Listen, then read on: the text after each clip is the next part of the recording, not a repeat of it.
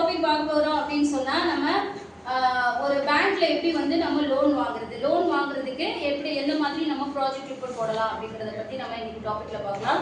இதுல பாத்தீங்க அப்படின்னு சொன்னா நிறைய வந்து மானிய கடன் மானியற்ற கடன் அப்படின்னு இருக்கு. மானிய கடன் அப்படிங்கும்போது டிஸ்ட்ரிக்ட் இண்டஸ்ட்ரியல் செக்டர்ல கொடுக்கக்கூடிய கடன்கள் மானியத்துடன் கூடிய கடன் உதவி. மானியற்ற கடன் அப்படிங்கிறது வந்து ஒவ்வொரு பேங்க்லயும் உங்களுடைய அக்கௌண்ட்லயும் வந்து முத்ராங்கிற ஒரு திட்டம் இருக்கு. அந்த திட்டத்தின் மூலமா நீங்க கடன் பெறலாம். அந்த திட்டத்துல பாத்தீங்க அப்படின்னு சொன்னா 3 இது இருக்கு.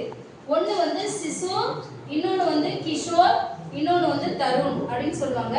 இந்த சிசுங்கிறது என்ன அப்படின்னு சொன்னா வெறும் 50,000 மட்டும் வாங்குது. பேக் சைடு பேசாதமா. சரவணா எந்திரிங்கிறது என்ன அப்படின்னு சொன்னா வெறும் 50,000 ரூபாய். 50,000 ரூபாய் உங்களுடைய கணக்குல நீங்க வாங்கிக்கலாம் உங்களுடைய அக்கௌண்ட்டுக்கு தொழில் கடனாக. கிஷோர் அப்படிங்கிறது என்ன அப்படின்னா 50,000 இருந்து 5 லட்சம் முடியும். 50,000 இருந்து 5 லட்சம் முடியும் வாங்கலாம் கிஷோர்ல. தருண்ல என்ன அப்படின்னா 5 லட்சத்திலிருந்து 10 லட்சம். இப்போ வந்து ரீசெண்டா நிர்மலா சீதாராமன் ஃபினான்ஷியல் மினிஸ்டர் வந்து என்ன பண்ணிருக்காங்க அப்படின்னு சொன்னா 20 லட்சம் இன்க்ரீஸ் பண்ணிருக்காங்க. இந்த திட்டம் எல்லாமே முத்ரா திட்டம்னு சொல்லுவாங்க. முத்ராங்கிறது என்ன அப்படின்னா micro unit development refinance agencies அப்படிங்கிறது தான் இதோடைய விரிவாக்கம். இதுல பாத்தீங்கன்னா முத்ரானா என்னன்னா புதிதாக தொழில் பண்றவர்களும் ஏற்கனவே தன் தொழிலை அடுத்த கட்டத்துக்கு பண்ணிட்டு இருக்கவங்க அடுத்த கட்டத்துக்கு கொண்டுட்டு போகணும்னு நினைக்கிறவர்களும் இந்த திட்டத்தை நம்ம பயன்பெறலாம்.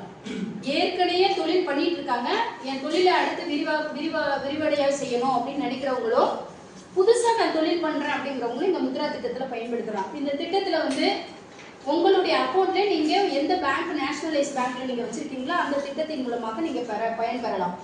ஸோ இதுல பாத்தீங்க அப்படின்னா முத்ரால வந்து மானியம் கிடையாது. முத்ரால மானியம் கிடையாது. ஆனா நம்ம டிஐசில டிஸ்ட்ரிக்ட் இண்டஸ்ட்ரியல் சென்டர் என்பது ஒவ்வொரு மாவட்டத்திலும் தொழில் பண்ணுபவர்களுக்காக எம்எஸ்எம்இ அடிப்படை அதோடைய நிறுவனத்துக்கு கீழே இயங்கக்கூடிய நிறுவனம் தான் டிஸ்ட்ரிக்ட் இண்டஸ்ட்ரியல் சென்டர். எம்எஸ்எம்இ என்பது ஏற்கனவே உங்களுக்கு நடத்திருக்கோம். மைக்ரோ ஸ்மால் மீடியம் என்டர்பிரனர் சிறு குறு நடுத்தர தொழில் மையம் ஹிந்தியில் இருக்கு. அதுக்கு கீழே அந்தந்த மாவட்டத்திலேயே சில நிறுவனங்கள் ரன் ஆகிட்டு இருக்கு. அதுல ஒரு நிறுவனம் தான் district industrial centre. So district industrial centre வந்து ஆல் கேட்டகரி ஃபார் கம்யூனிட்டி. என்ன கம்யூனிட்டியில SC BC OC MBC general others எல்லாருமே இந்த கேஸ்ட்ல இருக்கவங்க வாங்கிக்கலாம். எஸ்சி எஸ்டிக்குன்னு தாட்கோ அப்படின்னு சொல்லிட்டு ஒரு நிறுவனம் இருக்கு. தமிழ்நாடு ஆதி திராவிடர் வீட்டு வசதி மேம்பாட்டு நிறுவனம், தமிழ்நாடு housing board development corporation of India. அதுலயும் 10 லட்சம் முடியும் நீங்க கடன் உதவி வாங்கிக்கலாம். அது ஒன்லி ஃபார் எஸ்சி பீப்புளுக்கு. டிஐசில வந்து ஒரு 4 திட்டம் இருக்கு. அதுல முதல் திட்டம் யூஐஜிபி. முதல் திட்டமா இருக்கக்கூடியது வந்து யூஐஇஜிபி. மூணாவது திட்டம் வந்து NEEDS, new entrepreneur cum enterprise development schemes. இந்த 3 திட்டம் இல்லாம ஏஏபிசிஎஸ் ஒரு ஸ்கீம்ஸ் இருக்கு. Annal Ambedkar business campaign scheme. AABCS அப்படின்னு Annal Ambedkar business campaign schemes only for SC people. இது வந்து only for SC people.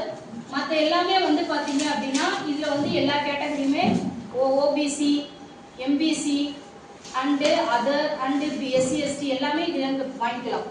So இந்த திட்டம் எல்லாம் எங்க இருக்கு அப்படின்னு சொன்னா இந்த 3 திட்டமுமே டிஸ்ட்ரிக்ட் இண்டஸ்ட்ரியல் சென்டர் மாவட்ட தொழில் மையம் எங்க இருக்கு அப்படின்னு சொன்னா நீங்க உங்க திருப்பூர்லன்னு ஒரு அட்ரஸ் நீங்க ஆன்லைன்ல போட்டாவே லொகேஷன் காமிக்கும். அந்த இடத்துல இந்த 3 திட்டமும் ரன் ஆயிட்டு இருக்கு. அதுலயோட ஏஏபிசிஎஸ் சேர்த்திருக்காங்க. ஸோ இந்த திட்டத்துல முதல் திட்டமா இருக்கக்கூடியது தான் UYEGP, unemployed youth employment generation programme. வேலை வாய்ப்பற்ற இளைஞர்களுக்கான வேலை வாய்ப்பை உருவாக்கும் திட்டம்.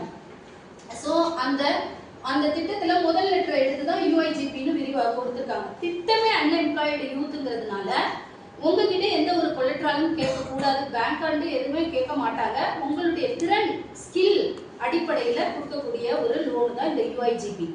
என்கிட்ட திறன் மட்டும்தான் இருக்கு, திறமை மட்டும்தான் இருக்கு, எனக்கு கம்ப்யூட்டர் ஹார்ட்வேர் அதுல கொடுக்கக்கூடிய சர்வீஸ் பண்றேன் அப்படின்னு சொன்னா அதுல நீங்க இந்த யூஐஜிபில எடுத்துக்கலாம். இதுல 3 ட்ரேடா பிரிக்கிறாங்க.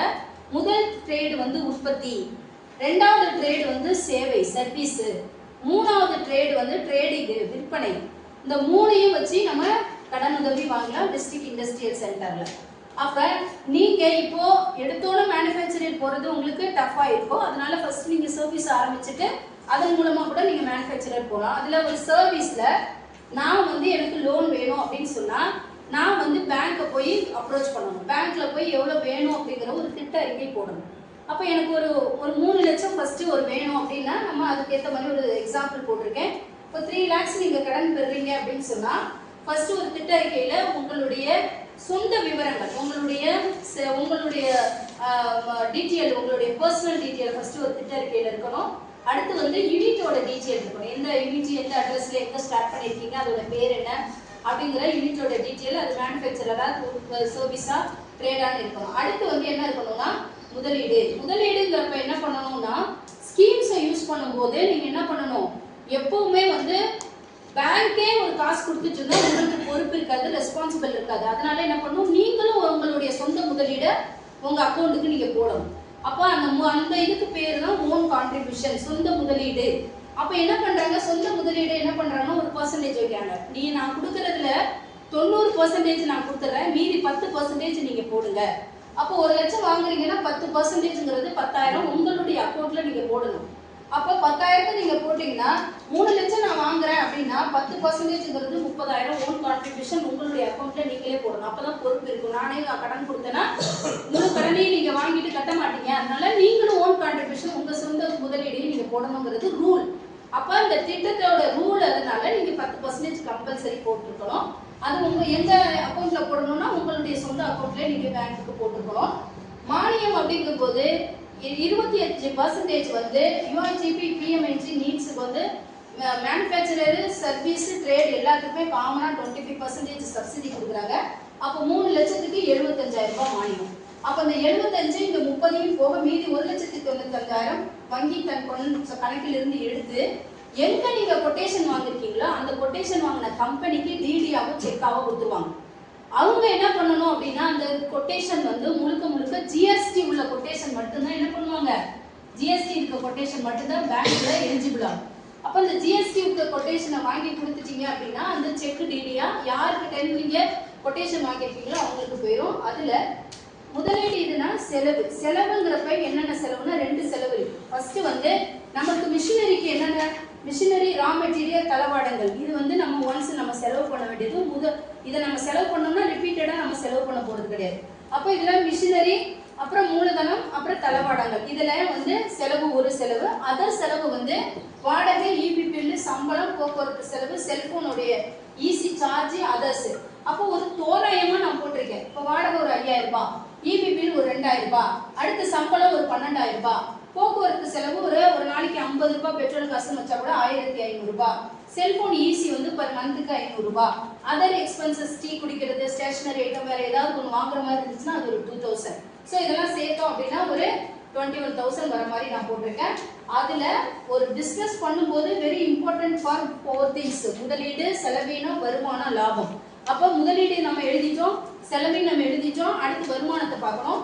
வருமானத்தை நம்ம 2 வகையில பார்க்கலாம். ஒன்று வந்து கம்ப்யூட்டர் ஹார்ட்வேர் பொருட்களை வந்து சேல்ஸ் பண்றதுக்கு மூலமா, விற்பனை பண்ணும்போது மூலமா ஒரு தொகையை பெறலாம்.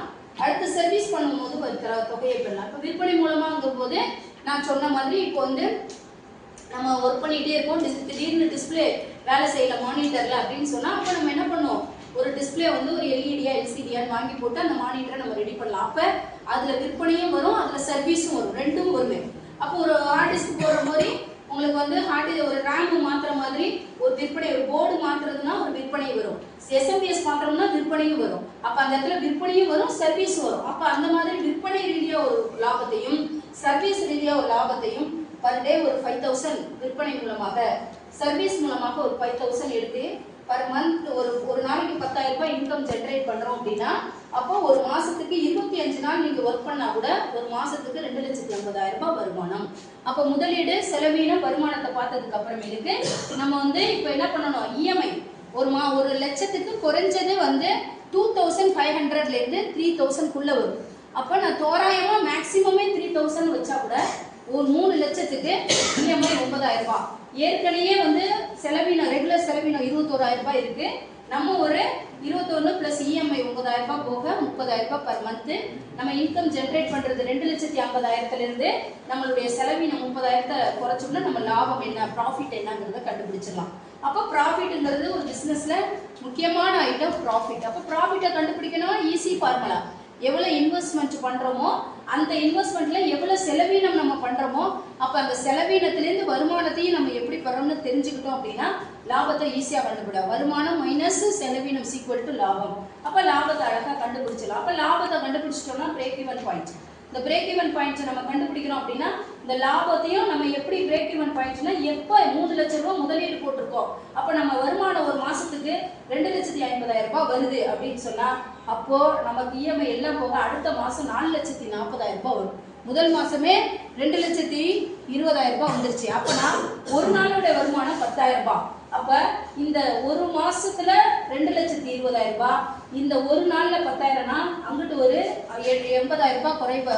எவ்வளவு குறையுது? 80,000 ரூபாய் குறையுது. அப்போ ஒரு 8 நாள். அப்ப ஒரு மாசம் 8 நாள்ல நம்ம பிரேக் ஈவன் பாயிண்ட் அடிச்சிடலாம். போட்ட முதல்ல எடுக்கிறது நாள் பேரு பிரேக் ஈவன் பாயிண்ட். அதாவது லாபமும் செலவும் சமம். இதுதான் பிரேக் ஈவன் பாயிண்ட். பிசினஸ் பண்ணணும்னா பிரேக் ஈவன் பாயிண்ட்டை வச்சுக்கணும். தென் டார்கெட்டை ஃபிக்ஸ் பண்ணணும். நம்ம பர் டே எவ்வளவு லாபம் எடுக்கணும், பர் டே எவ்வளவு வருமானம் நமக்கு வரணும், சேல்ஸ்ல எவ்வளவு எடுக்கணும், சர்வீஸ்ல எவ்வளவு எடுக்கணும், டார்கெட்டை ஃபிக்ஸ் பண்ணணும்.